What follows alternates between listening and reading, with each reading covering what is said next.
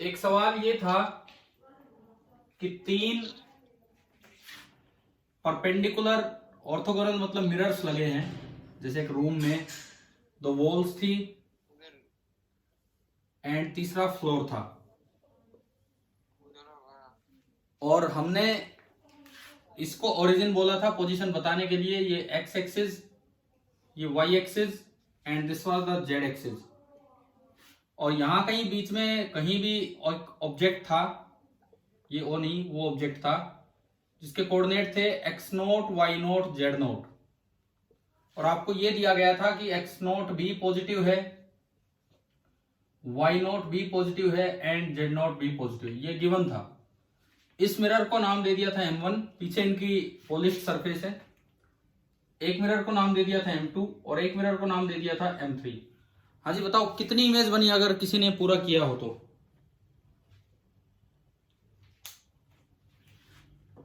बोलिए, कुछ तो आंसर है। कितनी?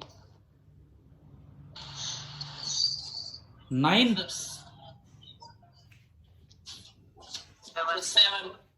शायद 3। एक बच्चा बोल रहा है 3, एक 9, एक 7। आंसर तो शायद 7 है। अभी करते हैं कंफर्म। 7 कैसे बनाई आपने 7 इमेज? लोकेट की है क्या वो?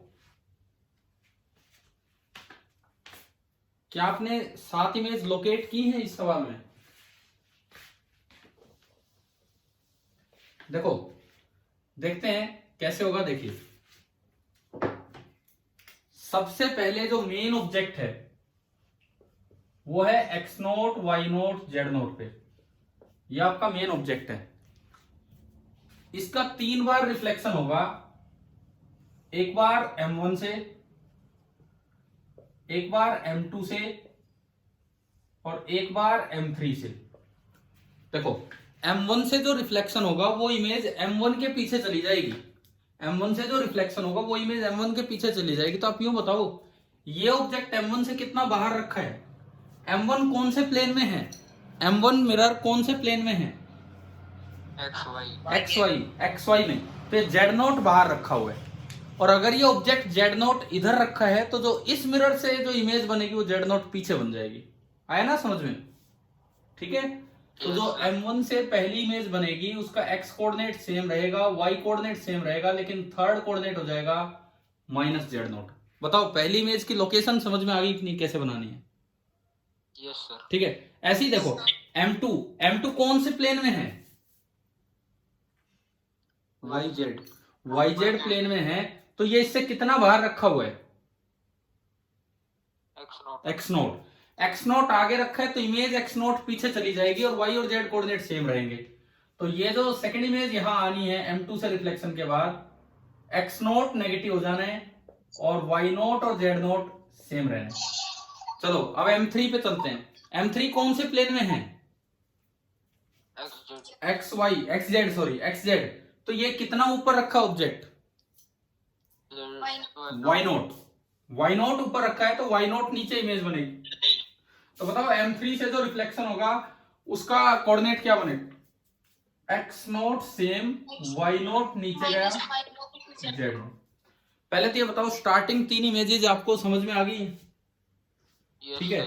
अब देखो, जो M1 से इमेज बनी वो M1 के तो बैक साइड में गई, वो M1 के तो बैक साइड में गए तो वो M1 के लिए तो ऑब्जेक्ट का काम नहीं करेगी, परंतु M2 के तो अभी भी वो फ्रंट में है और M3 के तो अभी भी ऊपर ही है। समझ में आ रहा है? जो इमेज M1 के पीछे गई उसकी रिफ्लेक्शन अब M1 से नहीं होगी, लेकिन क्योंकि M2 के तो वो अब भी आगे है और M3 के अब भी ऊपर है तो इसका 2 बार रिफ्लेक्शन होगा। इसका 2 बार रिफ्लेक्शन होगा। एक बार होगा M2 से और एक बार इसका रिफ्लेक्शन होगा M3 से। बताओ ये बात समझ में आई कि नहीं आई? हाँ जी, क्लियर है क्या? M1 से जो इमेज बनी थी रिफ्लेक्शन होके वो M1 के तो बैक साइड में गई, परंतु M2 के भी रिफ्लेक्टिंग साइड में और M3 के भी। तो उस इमेज की 2 बार रिफ्लेक्शन होके 2 और इमेज बनेंगी, एक M2 में और एक M3 में। क्लियर हो रहा है ये चीज? ऐसे ही ये बताओ, जो M2 के बैक साइड में गई उसकी 2 इमेज कहां बनेंगी? M1 and M3। और जो M3 के बैक साइड में गई उसकी 2 इमेज कहां बनेगी? M1 M2 M1 M2। देखो ये सबसे बेस्ट तरीका इमेज लोकेट करने का, नहीं तो इसमें 6 7 8 जो भी इमेज आए, 9 आए, जो भी आए, फिर आप कंफ्यूज हो जाओगे यार कहाँ कहाँ इमेज है, कैसे बताएं।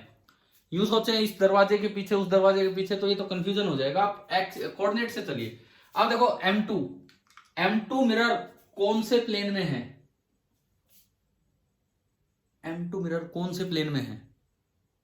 YZ तो YZ प्लेन में जब है तो इसके Y और Z कोऑर्डिनेट चेंज मत करो, केवल X कोऑर्डिनेट को पलट दो।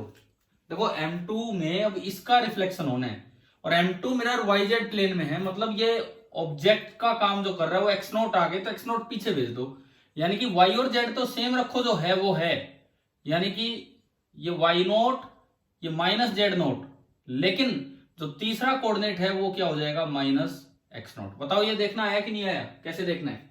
Yes sir. ऐसी अब इसका रिफ्लेक्शन करवाए M3 में। M3 को फिर देखो कौन से प्लेन में है M3? XZ। तो कौन सा कोऑर्डिनेट पलटे? रिवर्स करें, Y। बाकी सेम रखो, यानी कि x naught as it is, y को पलट दो और z नोट नेगेटिव था, नेगेटिव रहेगा। ये बताओ क्या इन दोनों इमेजेस की लोकेशन आपको देखनी आ गई है M2 और M3 से रिफ्लेक्शन होने के बाद? ठीक है। अब इस पे आओ, इस पे M2 के बैक साइड में जाने के बाद इसका 2 बार रिफ्लेक्शन होना है, एक बार M1 से, एक बार M3 से। M1 कौन से प्लेन में है? अब तो फटाफट लिखो, M1 कौन से प्लेन में? XY। तो X और Y कोऑर्डिनेट सेम रखो, minus x note and Y note, और Z कोऑर्डिनेट पलट दो तो माइनस जेड नोट। इधर चलो, M3 कौन से प्लेन में है? M3 है XZ, तो X और Z कोऑर्डिनेट तो सेम रखो, minus x note and Z note, और Y को पलट दो तो Y क्या हो गया? Minus Y note. आया ना समझ में? ठीक है, फटाफट इससे और चलते हैं। M1 कौन से प्लेन में है? XY प्लेन में। XY प्लेन में तो X और Y कोऑर्डिनेट सेम रखो, x note and minus Y note. बताओ तीसरा कोऑर्डिनेट क्या आएगा इस इमेज का? Minus z note. ये इस तरह से लोकेट करते हैं, काउंटिंग से ज्यादा इंपॉर्टेंट ये लोकेशन भी होती है। अब बताओ M2 में उसका रिफ्लेक्शन, M2 कौन से प्लेन में है?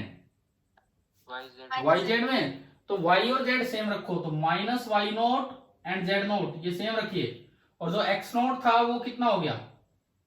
Minus x note. ठीक है, यहां तक का काम आया समझ में? अब देखो, यस सर। M1 से रिफ्लेक्शन हुआ तो वो M1 के बैक साइड में गई, फिर M2 से रिफ्लेक्शन हुआ तो वो M2 के बैक साइड में गई, अभी उसका एक बार और रिफ्लेक्शन होना है M3 से। समझ में आ रहा है क्या होना है? देखो एक ऑब्जेक्ट है, M1 के बैक साइड में गई, फिर M2 से रिफ्लेक्शन हुआ, M2 के बैक साइड में गई, लेकिन M3 से तो अभी भी ऊपर ही है। समझ में आ रहा होगा? यानी कि M1 से रिफ्लेक्शन हुआ, M2 से हुआ, अब इसका तीसरा एंड फाइनल रिफ्लेक्शन होना है M3 से। M1 से हुआ, M3 से हुआ, अब इसका तीसरा एंड फाइनल रिफ्लेक्शन होना है M2 से। एक बार मैं ये बना लूं, M2 से हुआ, M1 से हुआ, तो तीसरा किससे बच गया? M3। इसमें देखो M2 M3, तो थर्ड वन इज M1। इसमें देखो M3 M1, तो तीसरा M2, एंड M3 M2, तो तीसरा M1। अगर आपको इमेज लोकेट करनी आ जाए ना, कोई ऑप्शन ऐसे आ जाए, खाली नंबर ऑफ इमेज नहीं कि भाई किस पोजीशन पे इमेज होंगी, और वहां पे कुछ पोजीशंस दे रखी हो कि भाई यहाँ इमेज है यहाँ नहीं है, तो वहां पे तो आपको यही मेथड से जाना होगा तभी। और ये अगर आप प्लेन के हिसाब से चलते तो देखना आसान है। अब देखो कितना आसान है। M3 कौन से प्लेन में? M3 XZ। तो X और Z को सेम रख दो, minus x naught minus z note, तीसरा कोऑर्डिनेट क्या बनेगा? Minus Y note. Minus Y note. एक बार M2 देखो, M2 कौन से प्लेन में है?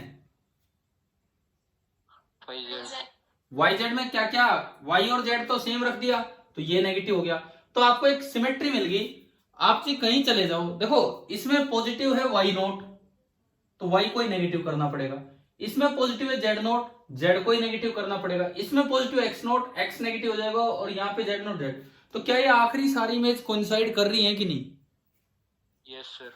समझ गए हो? यानी कि ये जो लास्ट वाली जितनी भी इमेज आएंगी ये सब कहां पे आई? Minus x naught minus y naught and minus z naught. तो भाई एक इमेज तो होगी ये, एक इमेज तो होगी ये। तीन इमेज आपकी ये होगी जो अलग अलग पोजीशंस पे हैं, 3 और 1 4। अब बीच में देखें तो 2 और 2 और 2, इनमें ढूंढो क्या ऐसा तो नहीं है कि कोई दो सेम लोकेशन पे आ रही हो, कहीं कोइंसाइड हो रहा हो चीजें वो। देखो यहां -x0 -z0, यहां देखो -x0 और -z0, क्या ये दोनों कोइंसाइड होगी कि नहीं? Yes sir. तो मतलब 2 2 के 3 पेयर मिलेंगे आपको इसमें। देखिए आप ध्यान से, एक में x और z नेगेटिव है तो इसमें भी x और z नेगेटिव है, तो ये दोनों इमेज सेम लोकेशन पे। इसमें y और z नेगेटिव है तो इसमें भी y और z नेगेटिव है, तो ये और ये सेम लोकेशन। ऐसे इसमें x और y नेगेटिव है तो इसमें भी x और y नेगेटिव है, तो ये और ये सेम लोकेशन। तो बताओ बीच वाले हिस्से में कितनी इमेजेस आई है? बीच वाले हिस्से में 6 या 3? 3। तो इस पार्ट में हमने ढूंढा 3 इमेज है, ऊपर वाले पार्ट में हमने ढूंढा 3 इमेज है, और आखिरी पार्ट में ढूंढा तो 1 इमेज है। तो टोटल नंबर ऑफ इमेजेस तो कितनी होगी? 7। और अगर आपको उनको 7 इमेजेस की पोजीशन बतानी हो तो देखो, एक ये, एक ये, एक ये। अब एक बार कर दो 2 2 नेगेटिव और एक बार कर दो तीनों नेगेटिव। देखो यार कैसे, आप डायरेक्ट अगर लिखना चाहो तो अब एक बार तो एक कोऑर्डिनेट नेगेटिव किया, फिर एक कोऑर्डिनेट नेगेटिव किया, फिर एक कोऑर्डिनेट नेगेटिव, 3 तो इमेज ऐसे आएंगी। 3 ऐसे आएंगी कि बस एक को पॉजिटिव छोड़ो। देखो मैं लिख के दिखा देता हूं 7 इमेजेस। x0 y0 z0 पहली इमेज की लोकेशन, x0 y0 z0 दूसरी इमेज की लोकेशन, -x0 y0 z0 तीसरी इमेज की। 3 तो ये पहले राउंड में। दूसरे राउंड की आपकी चाहिए तो किसी एक को पॉजिटिव छोड़ो, x0 पॉजिटिव छोड़ दिया, -y0 z0, फिर y0 पॉजिटिव छोड़ दिया, -x0 y0 z0, फिर z0 पॉजिटिव छोड़ दिया, -x0 y0 एंड z0। ये 3 बीच वाले राउंड की इमेज होगी, और फाइनल एक आखिरी इमेज में तीनों को आप कर दीजिए नेगेटिव। तो आपको समझ में आ गया है ना कि भाई किस तरह से 7 इमेजेस बनी? Yes sir. ठीक है, देखें आप, आपने यार फिर वही मैसेजेस वाला काम स्टार्ट कर दिया। मैंने उस दिन भी बोला था ये आपस में मैसेजेस मत किया करो। मैंने आपको सबको अनम्यूट किया हुआ है, आप जो बात करनी है मुझसे डायरेक्ट कीजिए, क्योंकि मैं पे मैसेज पढ़ नहीं पाता हूँ, मेरा ध्यान बोर्ड पे होता है और आप अपनी बातचीत में ही लगे रहते हो आधी बार। उस दिन भी बोला था मैंने। सुनो, कोई बच्चा उल्टे सीधे मैसेज भेज रहा है। अरे क्यों भेज रहा है? उस दिन भी मैंने एक नाम भी लिया था कुणाल, और उसके बाद उसने जवाब भी नहीं दिया मुझे। सर कुणाल के नाम से कोई और है। तो कुणाल उस दिन भी भाई भेजे जा रहा था, 2-3 दिन हो गए ऐसी मैसेज। सर ये कोई और ही है। कुणाल नहीं है क्या ये? नो सर, ऐसा नाम नहीं लिखा गया। No sir. क्या ऐसा इसमें सेटिंग हो सकती है कि मैसेज ना कर पाए बच्चा? Yes sir. Yes sir, chat disable कर दो। 1 मिनट रुको। अब जब मैं आपको वैसे डायरेक्ट आपसे बातचीत करता हूं तो आप, ये कुणाल लेफ्ट अभी चला गया यहां से। 1 मिनट, मीटिंग सेटिंग, इसमें चैट वाला कहाँ है? Waiting room, chat with everyone, allow participants to chat, no one.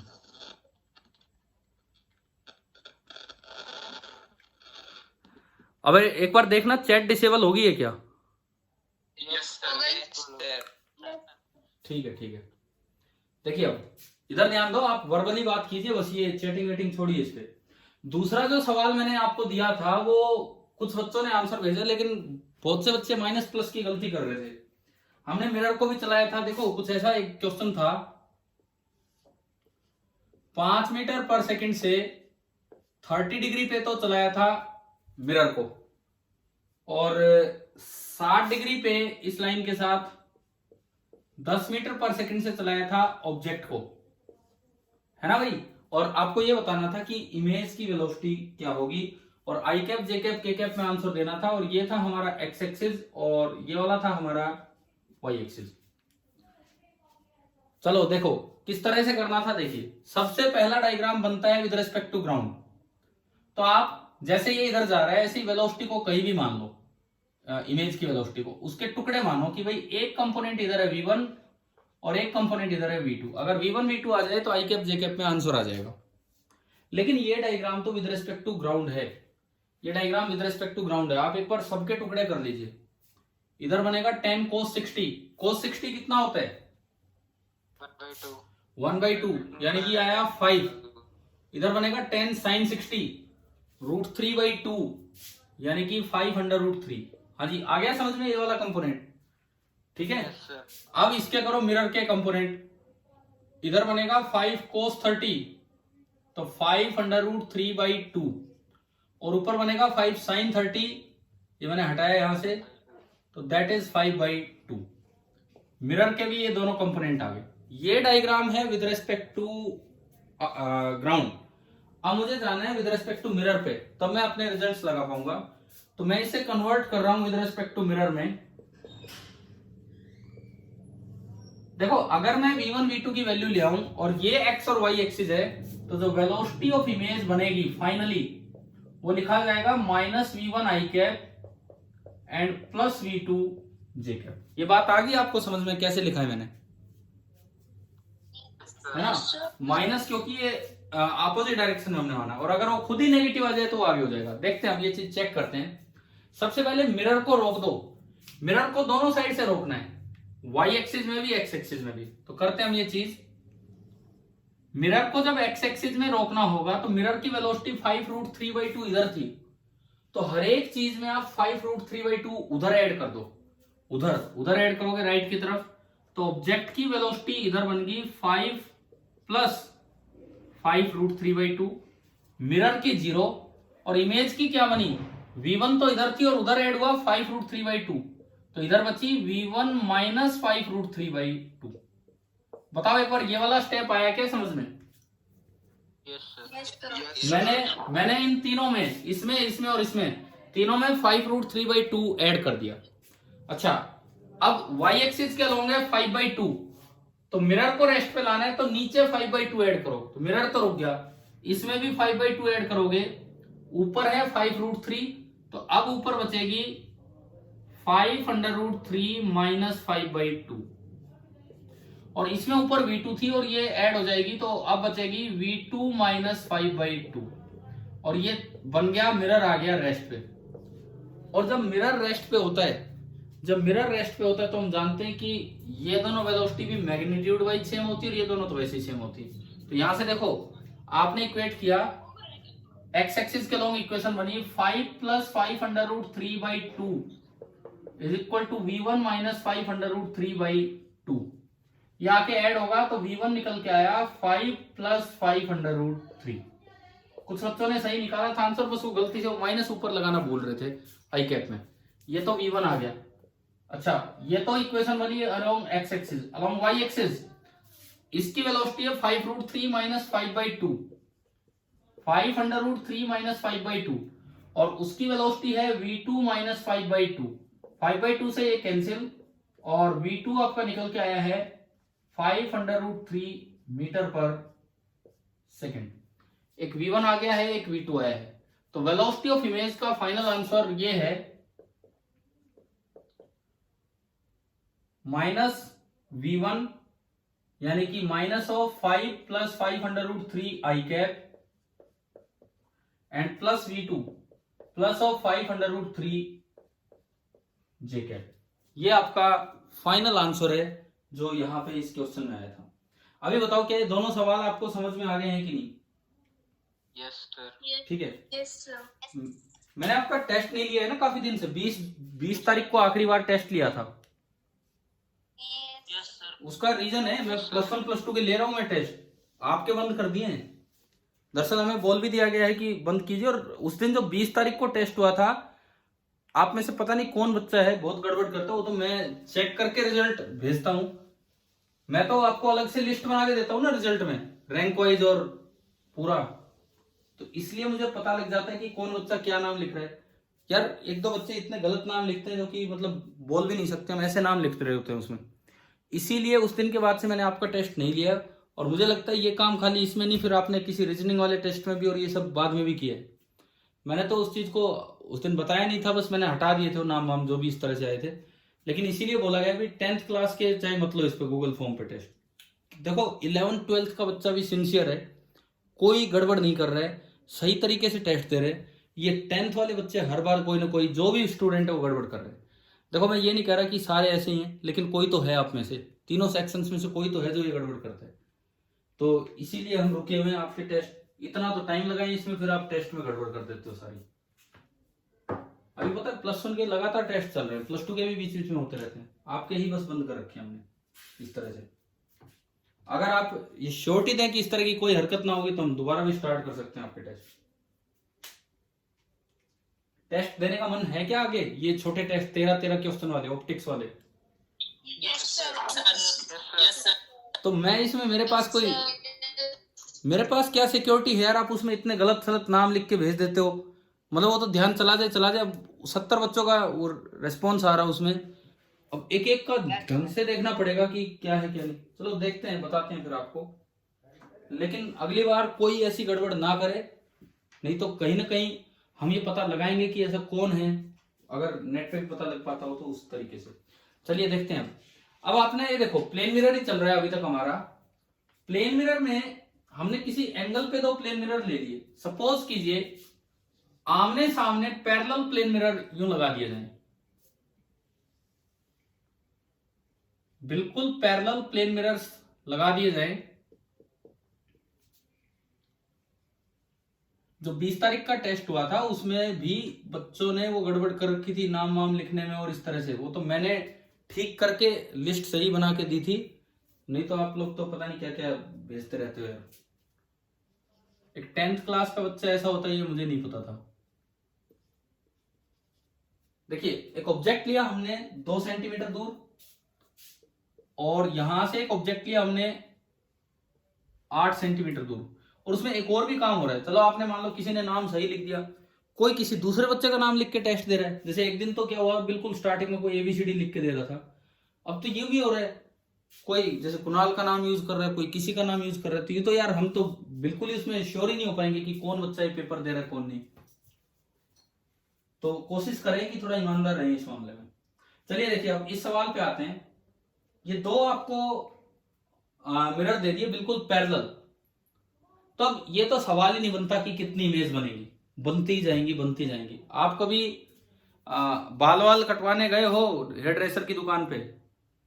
Yes, sir. कभी ये अरेंजमेंट देखा है कि कभी देखा है आमने सामने मिरर लगे रहते हैं? Yes, Yes, sir. sir. देखो अब का मुझे पता नहीं, अब तो हो सकता है कई स्टाइलिश सैलून्स हो चारों तरफ ही लगे हों।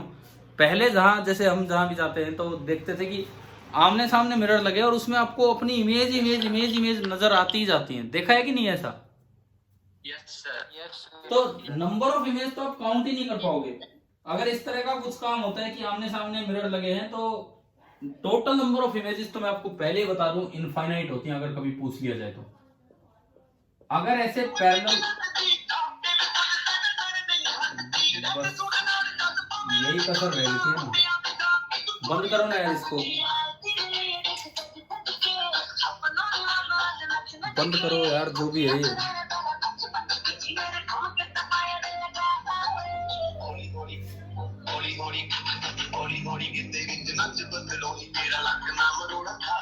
अरे बंद करो इसको, Sir, आप इसको निकाल दो। 1 मिनट रुको आप।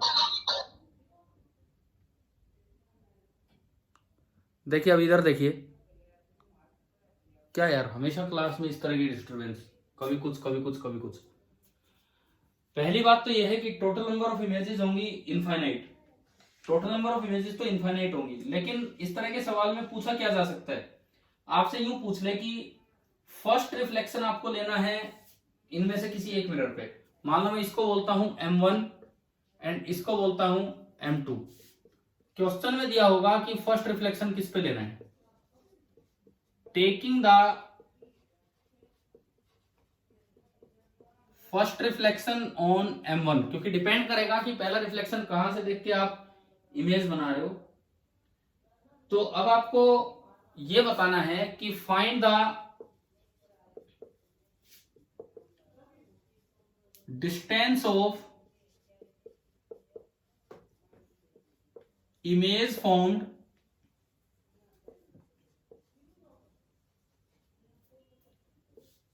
By second reflection from M1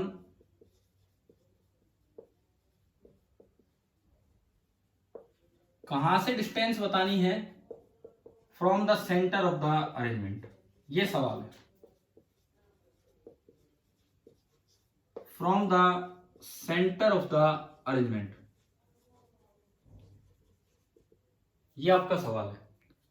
first reflection M1 पे लेना है, उसके बाद जब सेकेंड रिफ्लेक्शन M1 पे होगा तो जो इमेज बनेगी सेंटर ऑफ द अरेंजमेंट से वो कितनी दूर बनेगी, ये आपका सवाल है। ये हमें बताना है यहाँ पे कि किधर होगा, कैसे निकालें, कैसे करें, इसको ट्राई कीजिए आप।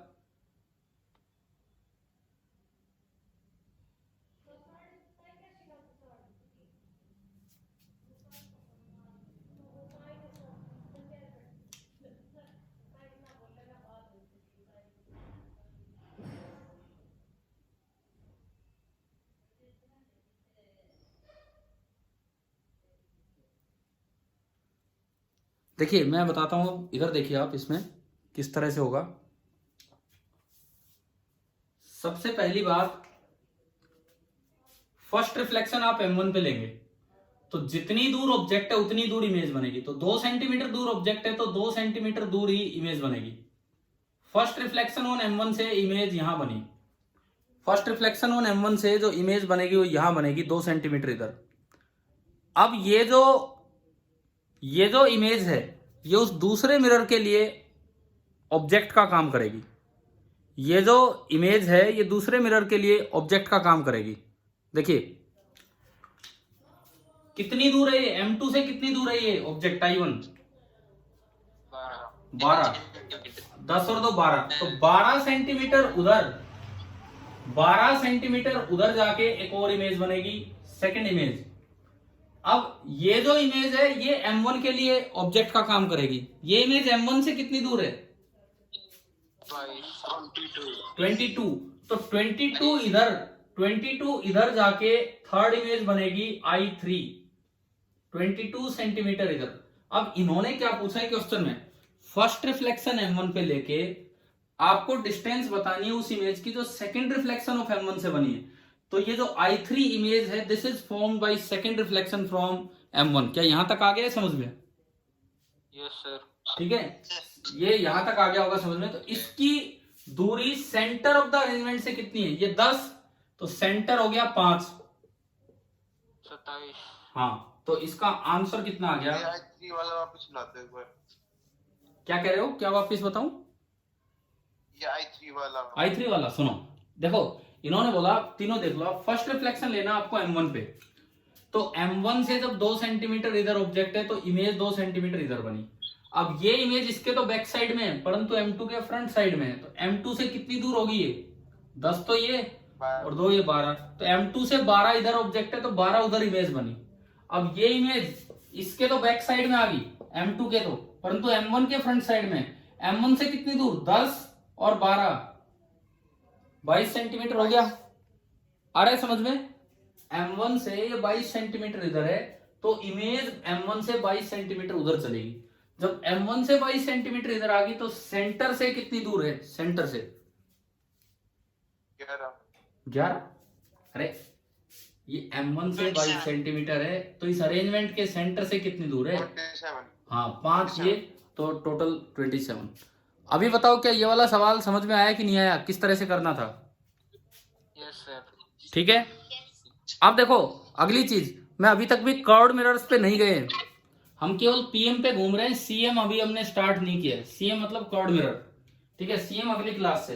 अब पीएम में अगला काम, मैंने आपको एक क्वेश्चन करवाया था कि एक एच हाइट के आदमी को अपनी खुद की इमेज देखने के लिए कम से कम मिरर की हाइट कितनी चाहिए? प्लेन मिरर की हाइट h/2। ठीक है, अब देखो सवाल ऐसा है कि ये मिरर है,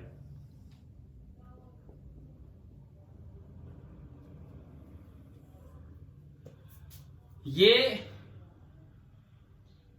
आदमी है, इसकी हाइट है h, ये रखा हुआ है x डिस्टेंस दूर। परंतु यार ये कार्टून नेटवर्क है, इसकी आंख थोड़ी बाहर है। समझ में आ रहा है क्या है? एक हाइपोथेटिकल सा क्वेश्चन है।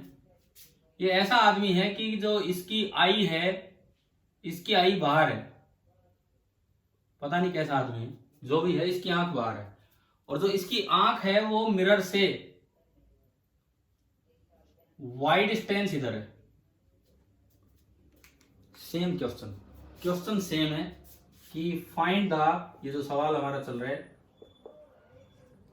Find the minimum height of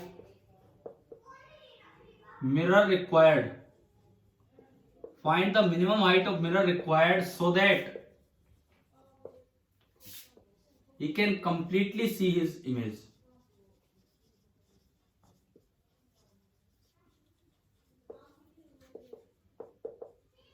पहले तो ये बताओ सवाल आया कि नहीं आया समझ में? Yes sir. मतलब ऐसा होता थोड़ी, लेकिन इस तरह से बन तो सकता है क्वेश्चन। तो यूं भी तो हो सकता है कि आदमी यहां खड़ा है, ऑब्जेक्ट है साइड का पीछे, बात तो एक ही है। आदमी को यहाँ है और ऑब्जेक्ट है साइड का पीछे, तो उस ऑब्जेक्ट की इमेज देखने के लिए उसको कितना मिरर कम से कम चाहिए। ये कैसे करेंगे? ये वाला सवाल कैसे करेंगे? देखो नेक्स्ट क्लास में हम सीधा spherical mirror, curve mirror start करेंगे। प्लेन मिरर को बस यहां फिनिश कर रहे हैं इस क्वेश्चन के साथ ही। ये आपको होमवर्क में दे दूं मैं ये वाला क्वेश्चन? Yes sir. करोगे ना? जैसे हर बार हम क्वेश्चन ट्राई करते हैं, एक्स वाई और एच में आंसर आना चाहिए। अच्छा, आपका आंसर सही है कि नहीं मैं आपको तरीका बताता हूं वेरिफिकेशन का तरीका। अगर आंख यही होती तो हमें आंसर पता है। अगर आंख यही होती तो कितनी मिरर की हाइट चाहिए कम से कम? h/2। यानी कि if y equal to x, then जो h मिनिमम आएगा वो कितना आना चाहिए? h/2। ऑब्जेक्टिव क्वेश्चंस कई बार इस तरह सोल्व हो जाते हैं। आपको 4 ऑप्शन दिए होंगे, कई बार ना आपको सोल्व करने में टाइम लगे, इस तरह से हो जाता है। 4 ऑप्शन दिए हैं, आप उसमें ये करके देख लिया करो, y की जगह x रख के h/2 किस में आंसर बन रहा है। अगर किसी एक में ही आए तो वही आंसर है, 2 में आए तो फिर कम से कम 2 तो रिजेक्ट हुए। तो आप जो आंसर निकाले उससे ये वेरीफाई करना कि क्या आपका आंसर सही है कि नहीं, इस चीज से। अब ये बताओ प्लेन मिरर आ गया समझ में कि नहीं? काफी क्लासेस होंगी प्लेन मिरर पे। Yes sir. तो मैं एक सवाल यहाँ पे पूछता हूँ, आपसे पूछा जाए कि प्लेन मिरर का मैग्निफिकेशन कितना है? 0 नहीं, +1। अब सुनो इसका मतलब क्या है। +1 का क्या मतलब है? प्लस का मतलब सीधी इमेज बनाएगा। अगर आदमी सीधा खड़ा है तो इमेज भी सीधी बनेगी। और 1 का मतलब है कि साइज इमेज का उतना ही होगा जितना कि ऑब्जेक्ट का है। क्लियर है? तो एक चीज तो ये याद रखना कि magnification of plane mirror is +1। Clear है? और बाकी मिरर में कैसे निकालते हैं मैग्निफिकेशन, ये हम सीखेंगे आगे। अच्छा, एक और बात कभी कभार पूछ ली जाती है, focal length of plane mirror. Infinite. हाँ, ये अभी के लिए तो आप याद रख सकते हैं इनफाइनाइट, लेकिन जब कल से जब आपका स्फेरिकल मिरर स्टार्ट हो रहा होगा, तो उसमें हम देखेंगे कि किस तरह से इनफाइनाइट होता है। वैसे कैसे पता आपको इनफाइनाइट? क्या पहले पढ़ा हुआ है या 10th की किसी बुक में पढ़ लिया अभी बाद में? पहले आया हुआ है। पढ़ लिया। चलो, कुछ ने पढ़ लिया, कुछ के हो सकता है पहले आया हुआ है, अच्छी बात है पता है तो। लेकिन फिलहाल याद रखना कि मैग्निफिकेशन +1 होता है और focal length of the plane mirror होती है इनफाइनाइट। ठीक है? अब देखो प्लेन मिरर पे बहुत सा काम हो गया। कभी यूं आ जाए कि प्लेन मिरर को पॉलिश कर दिया आधा, तो इमेज पे क्या फर्क पड़ेगा? आधा पॉलिश कर दिया या कपड़े से ढक दिया, ब्राइट हो जाएगी। डार्क हो जाएगी। डार्क ना सुनो, कुछ नहीं होगा, सुनो मेरी बात सुनो।